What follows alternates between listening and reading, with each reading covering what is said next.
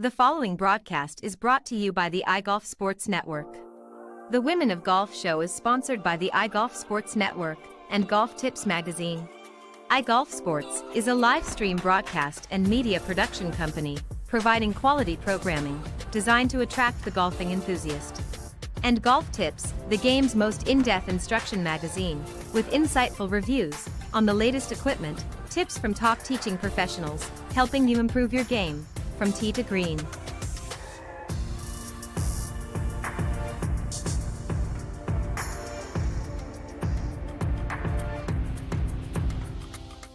Good morning, welcome to the Women of Golf, the #1 women's golf show around the world, with host Ted Odorico and Cindy Miller. Join them as they interview some of the best players from the Epson, LPGA and Legends Tour, and so many others helping to elevate women's golf. So without further ado, here are your hosts, Ted and Cindy. All right, welcome to season 12 of the Women of Golf show. I'm Ted Odorico, and right alongside, of course, is none other than Legends Tour player and LPGA professional Cindy Miller, and we are your hosts here on the Women of Golf show. Good morning, Cindy. Good morning, Ted. I am doing really well this morning. We're getting a little bit of rain going on here the last day or two. I think you said off air that you've been having a little bit of a flooding going on up in Buffalo, right? So we do. Yes. Anyways, I'm not going to complain. Always good to get a little bit of rain to get those flowers going and stuff. All right, we got a great show for this morning. We're going to be starting off here, as you can see, with our very special guest, Gina Kim. She's LPGA Epson Tour player, and she's had a couple of wins this season. We're going to tell you a little bit more about her in just a moment. And then a little bit later on the broadcast, Cindy and I are going to jump into the no BS zone once again for a great discussion on tips on how to improve your on-course golf strategy. So we're going to talk about that on the second half of the show. So hope you stick around for that. But don't forget, if you want to tune into the broadcast, you can go to the iGolf Sports YouTube channel. Don't forget to subscribe, and you can catch not only the current show, but all of the previously aired shows and some interesting little shorts as well. You can check them out there.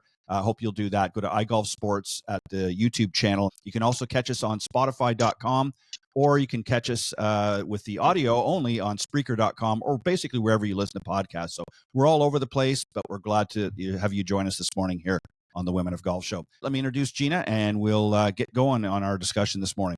So Gina is 24 and is a member of the LPGA Epson Tour. She won her first event in her rookie year, the 2022 Innova Mission Inn Resort and Club Championship. She also went to Duke University, where she played for the Blue Devils as a member of the women's golf team, helping them to a national championship back in 2019. And so far this season, 2025, she's captured 2 wins on the Epson Tour. The first was at the Iowa Golf Classic back in March. And then just recently in May, she won again at the Copper Rock Championship in Utah. So, Cindy, let's welcome back to the show, Gina Kim. Good morning. Good morning. Thank you for having me. We're glad to have you. We're glad to have you, and we're glad to have your friend in the background join us as well. We'll have to give him a name before this segment's over. We'll have to figure out what his name, or her, we never know. So, Cindy, if you don't mind, I'm just going to start off real quick, and then I'll let you throw some questions Gina's way as well. So, again, Gina, thank you very much, and congratulations on your second win. As I said, we were hoping to have you on a little bit sooner, but we're glad you were able to join us today.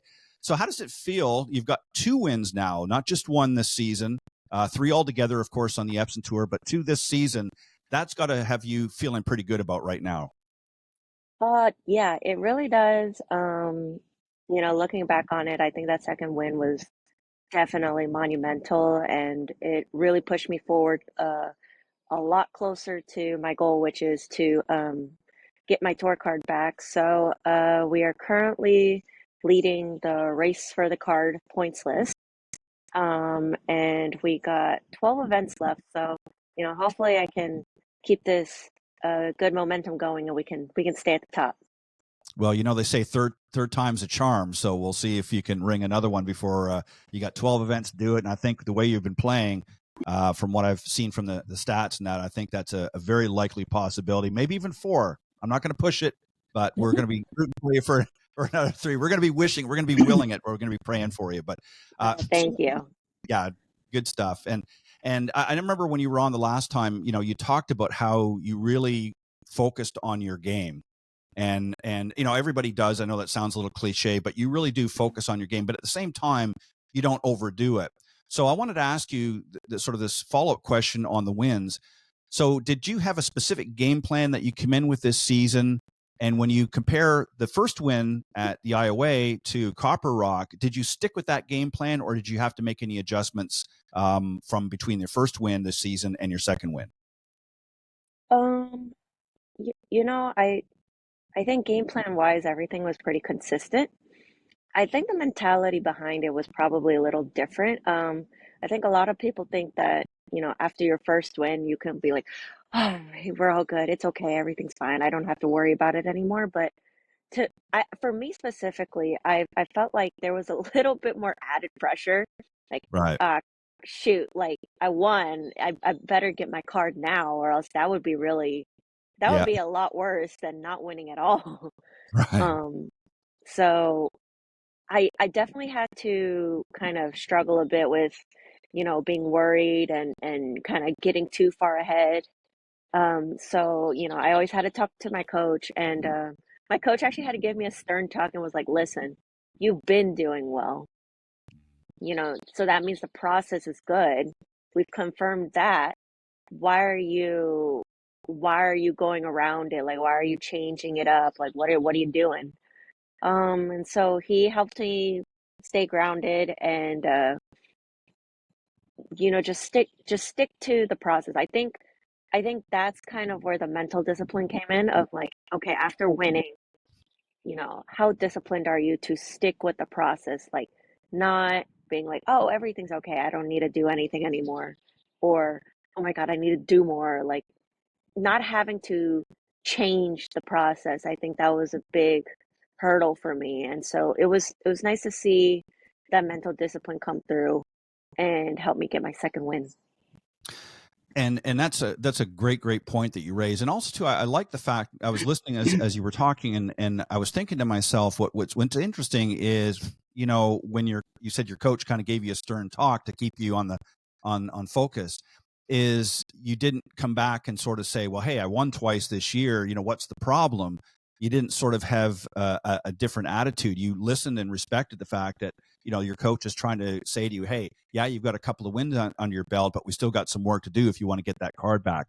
And as you pointed out too, one win doesn't guarantee that you're going to get your card at the end of the season. It's certainly a good start and a good launch pad, but you still have to do a lot of work. And so obviously your goal right now, I think, is to try to get as many points as possible early in the season and up to the points that not that you're going to rest the rest of the season, but that you're not as much under pressure as typically you would be if you're trying to scramble for a win. So it sounds like your coach is doing well and getting you right on the right track and not letting you sort of rest in your laurels, which I think is important for a player. Cindy, go ahead. I know you got some questions. When did you play on the LPGA Tour and for how long? I've played since 2022. 2022, I had conditional status, so I played half Epson, half LPGA. And then 2023 and 4, I played full LPGA. So It's been 3 2023 years. you played all year, Yes, and 2024 you played all year, yes, and then 2024 you lost your card, and now you're yes. back.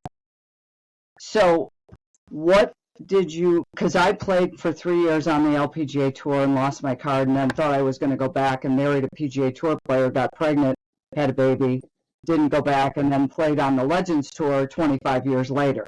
So I know how you feel, but I didn't go back till I was old. But what did you learn when you played on the LPGA Tour, and what are you working on now that's working, because you've won twice now? So what did you come back and say, I need to do this better so I can be more consistent when I get back out there?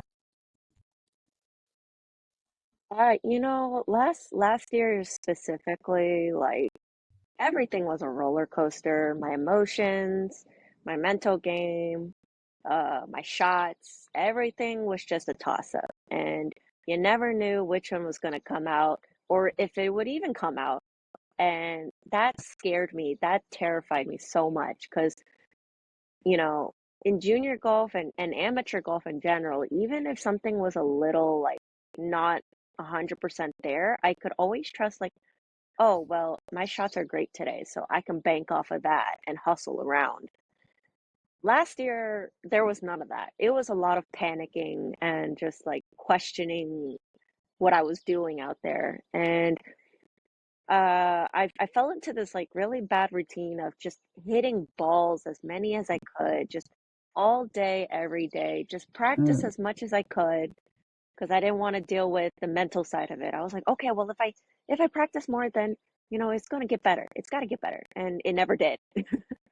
And then I met my coach last June, and I mean, our first lesson, I think we talked for like 30, 40 minutes before we even hit a ball.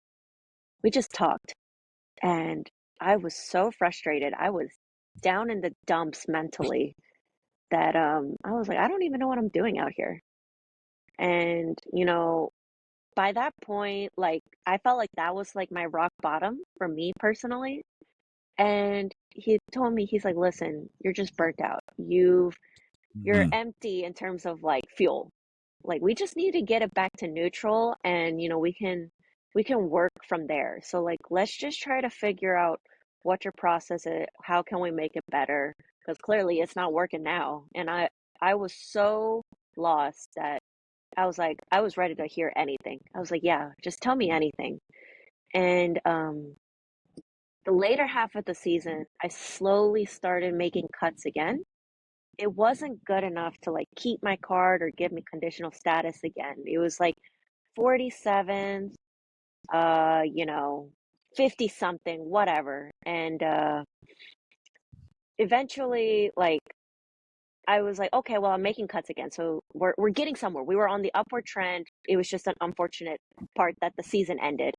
And eventually, during the off season, we worked on, mental process as well as my physical process. He's like, I would rather have you hit 10 good quality shots than you just wasting your time out there for 3 hours. Because then you're just Yeah. tired and you don't even have like a real purpose to it. So what's the point of being out there in the first place? And so this year, he was like, your goal, he's like, as much as it is to like get your tour card back, your goal is to really nail down your process, like get it so ingrained in you that when you do go back to the LPGA Tour next year, it's going to be so ingrained in you that no matter what outside noises are telling you or whatever you hear or whatever you see, it wouldn't phase you and you're going to still stick to your process. He's like, that's my hope for you. And so that's been my ultimate goal, more than my tour card. That's been my ultimate goal. It has to be. Otherwise, it's like you got all this other crap going on in your head, right? Right. And again, I think it's so hard. People don't realize when you get out there. I mean, you shoot for this your whole life, and then you get out there and you're like, whoa, do I even belong out here? And, how many practice rounds do I play? And that's what I did. I just hit balls, hit balls, hit balls, hit balls. And I watched all these really good players. And, I'm really old, so I would sit behind Kathy Whitworth and Joanne Carner, and they would look at me and they go, what are you doing? I'm like, I'm trying to learn from you. They're like, well, you're an idiot. And I'm like, no, I'm not. You're really good, So again, you just don't realize, people don't realize how hard it is to get used to being out there and believing you're wrong. And then you think, oh my God, I suck. I can't do this. And so I hear what you're saying, and good for your coach for saying to you, this is more about you and not your game. And now when you go out there, you're just going to be like, shut up, don't get in my way. Right. I have this thing, I'm not trying to promote the book, but I just wrote this book called Take Another Shot at Business, Golf, or Life. And I'm married to a PGA Tour player who won on tour and played in the Masters 5 times. And, he got so bad, he tried to commit suicide because of all the committee of and it's like, you got to like put a fence around this house right here and protect it. So good for you. Stay strong. Yeah. Don't It let was them in. definitely hard. It was definitely hard. Like I was just kind of going through an identity crisis. I was like, did I even choose the right career for myself? Like, what am I doing out here? Was I good enough? Who told me who was crazy enough to tell me that this was a good career option? But I mean, I truly wanted to quit golf. I didn't want to see golf courses anymore. I didn't want to have anything to do with it anymore. And my dad looked at me and he's like, "Well, is it golf that you don't like, or is it just the situation that you don't like?" He's like, "I think you got to really like think about what part of it you don't like." Because he's like, "Because I refuse to believe that you hate golf. Because when you were young, you would like jump at any chance to go to the golf course." He's like, "So I find it really hard to believe that you suddenly hate golf now." So he's like, "I Right. would take a look at the situation and then, have some perspective around it." I think that was something big that my coach was talking about. He's like, "Gina, you could literally be sitting in a cubicle doing like monotonous office work. No shame to the office workers out there, but No, but if you had that choice, right? Right. right, like What? Yeah. personally, yeah, Oh, and you know what's funny? Because we have 3 kids, and our daughter, who's the oldest, works at the Golf Channel. The second one tried to play on tour, shot 600 par at Q School, and he's like, I just played really good and I didn't sniff it, so I think I should use my finance degree. And the third one's a normal kid. He's a nice kid, but the middle one, when he started to quit, he said he got offered a job at a bank, and then he could be a financial advisor. And I said, I think you should be the financial advisor. If you work at the bank, you're going to sit in a cubicle. And you've been working for yourself, playing on the mini tours and all this stuff for a long time.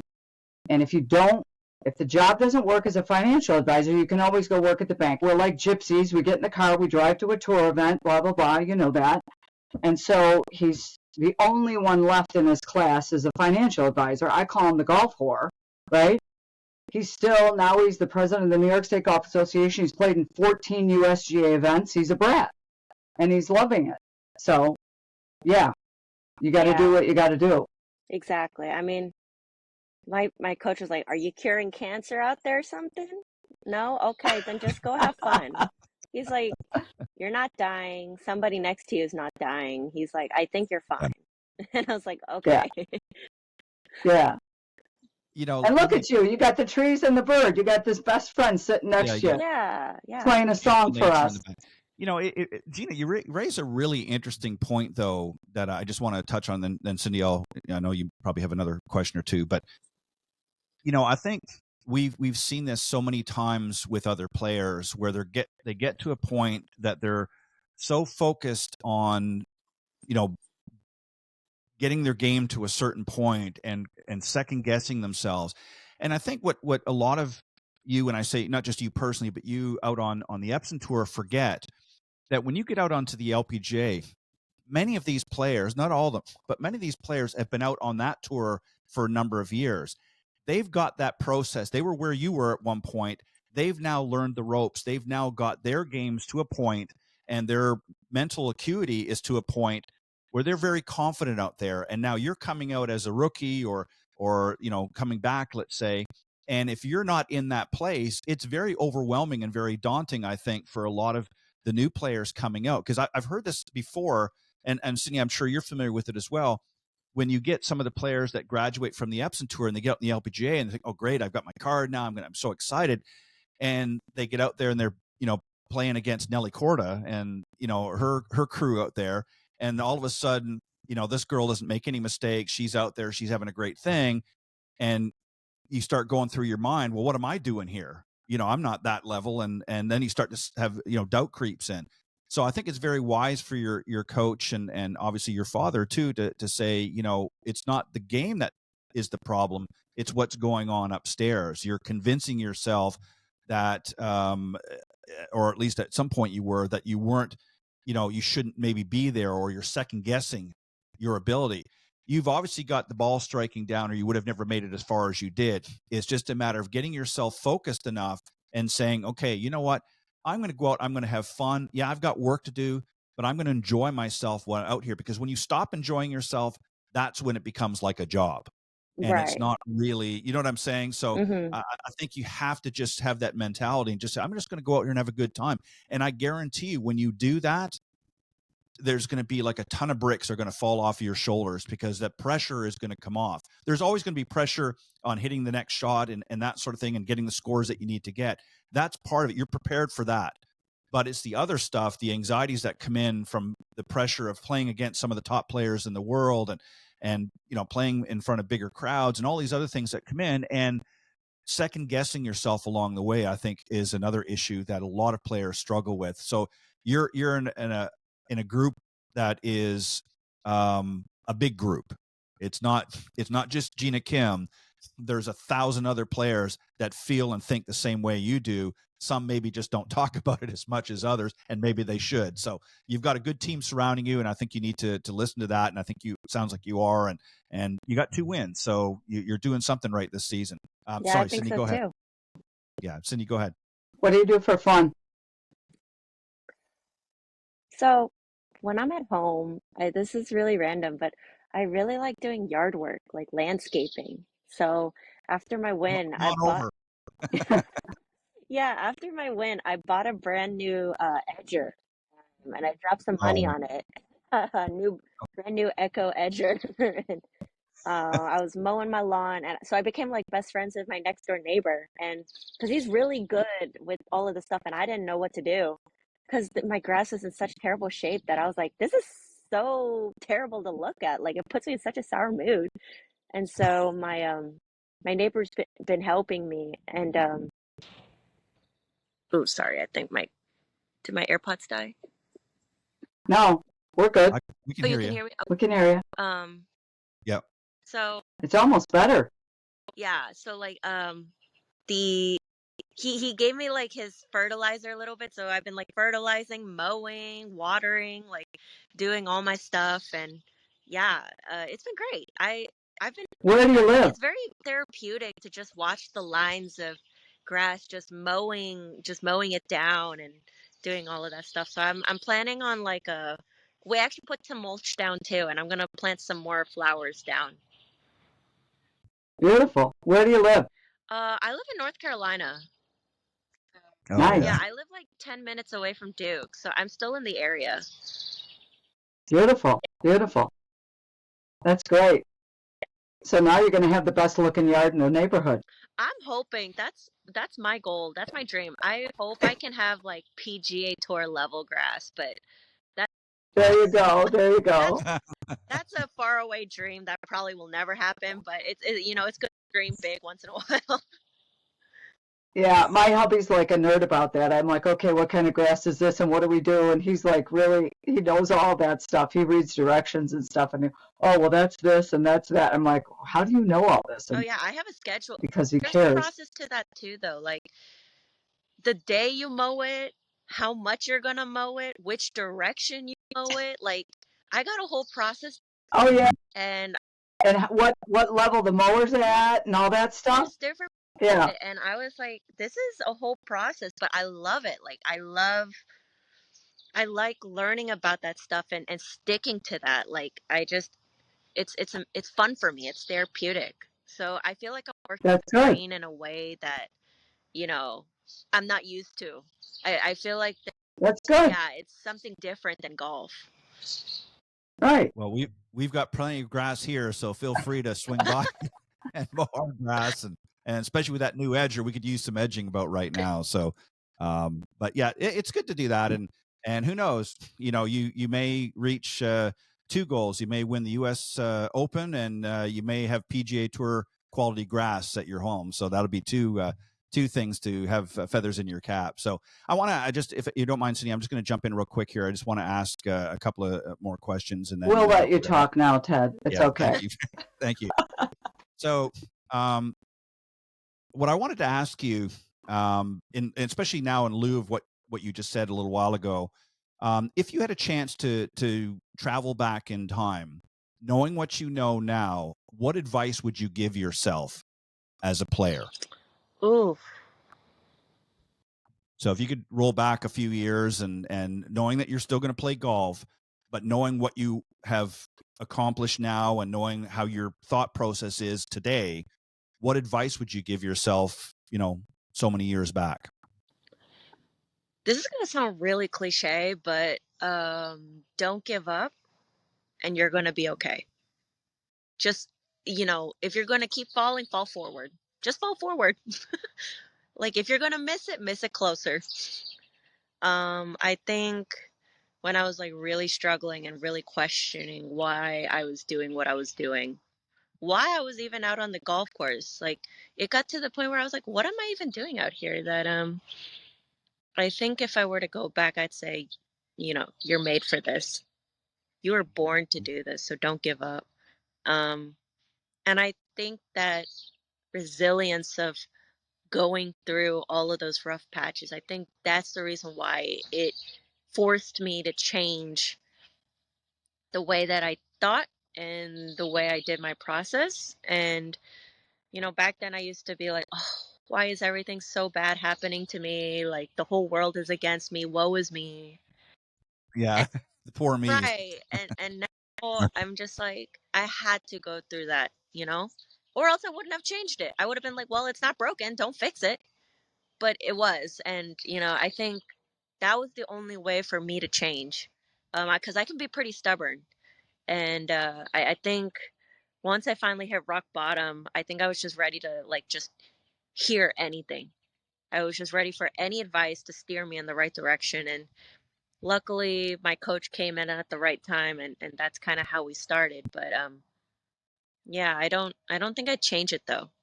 I would tell my Good for dad, you No. for being open, right, though. Good for you. like Because a lot of people wouldn't have been open to hear that, you know?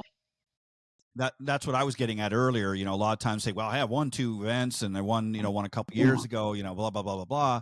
Yeah, exactly. And you had the wherewithal to say, you know what, I can always learn more. I like what you said, sort of, falling forward. And I look at it as sort of failing forward as well, because I think it's important. I think sometimes if you look at players that never have any challenges, that just everything seems to just glide along, they're the ones that fall the hardest when it does happen, because they're so used to everything being just all the boxes are checked. Everything's, they're showing up on time. They're hitting every shot pure and they're in contention all the time. And then all of a sudden the rug gets pulled out from under them. They don't know how to handle it. So I think sometimes it's good to have some missteps along the way, because you learn from that. You become a better player and you become a better person all the way around, because everybody's infallible. We're here on borrowed time. We don't know when our time is going to be up. And I think you have to make the most of it. And if everything is always perfect all the time, then life really wouldn't be much of a challenge. And it probably wouldn't be as enjoyable as you think. It sounds good. Like, oh yeah, I'd love to be the winner every week. But the truth of the matter is, after a while, that would even get boring and say, well, gosh, I mean, what's the point of even coming out here anymore? I'm going to win anyways. So, sometimes you have to have those challenges. So on that note, if you had a group of people in front of you, youngsters in front of you, some up and coming potential tour players, what would you say to them and helping them prepare for their journey in golf? I'm pretty sure Kobe Bryant said this somewhere, but like my coach mentioned this to me when I was like really freaking out, and I'm like, coach, I feel like I'm not doing well. I'm falling in the rankings. He said, chasing the dream is the dream. The achieving trophies and all of that, that's like a 1 second like fulfillment and enjoyment, and then it's over. Yep. He's like, but chasing the dream, that's the dream. Grinding it every morning, like waking up every morning to go out and just, okay, I'm going to get better today. That's my goal. I'm just going to get better today. He's like, that is the dream. He's like, that's the part where dreams come true. And if you don't understand that, you might as well get a job. He's like, you really need to understand that the grind, the preparation, the putting and the diligence in the preparation, he's like, that's where the dreams come true. He's like, that's where you can dream big. So, like, humble yourself, and focus on just getting better every day. I think that would probably be my best advice I could probably give. No, I think that's great. No, and that's exactly what I was getting at. Is I wanted to see what it is that you would say to that next potential group of golfers coming up, because a lot of times they're, I'm sure many of them are just as scared as you were when you were first coming out. I mean, there's a certain excitement, hey, I'm doing something I really enjoy, but at the same time, there is the fear of the unknown. What's going to happen what's going to happen when I get out here on tour? And there's just a lot of unknowns. And I think, you're never going to prepare 100%, but you want to do what you can to get yourself in a good frame of mind so that when those challenges do arise, you're going to be able to handle them. And it's kind of like somebody throwing water balloons. You just bat one away and, you do that sort of thing until they're done, and you get on the other side. But one final thing I just wanted to ask was, what's next? What's the next event that you're coming up to? So this beautiful background I have behind me, we are in Harbor Bay, Michigan. It's more north Oh, than Toronto, apparently, but like we're right next to Lake yes. Michigan. And so Excuse me. we got the Great Lakes Championship up here. We got another event in Michigan. I think it was Harris, Michigan. We got that. We got Mm. the one in Indiana, and then we got a week off, and then we'll go up to the Northeast swing. Obviously my situation is a little unique at the moment, and depending on how these next 4 weeks go, and a couple more during the Northeast swing, I'm hoping to lock up my card by then. If not, then we keep going. But if we do, then, maybe I might try out a Monday qualifier and try to get it into an LPGA event just to see where my game's at and, see what I can improve on. And so hopefully I can get a couple of LPGA starts later in the season, but who knows? We'll see. That sounds like a plan. All right. Well, again, thank you very much, Gina, for joining us this morning. It's a pleasure, and we're glad that you brought your friend with you, and we've been enjoying listening to the songs in the background. And good luck in the Michigan swing. I know as you mentioned, there's a number of events there, so good luck with that. And win again, so you can come back and join us and have that chat again. So hang on for just 1 second. Sam and I are going to take a quick break, and then when we come back, we're going to be jumping into the No BS Zone. And we want to thank our very special guest again, Gina Kim, for joining us this morning.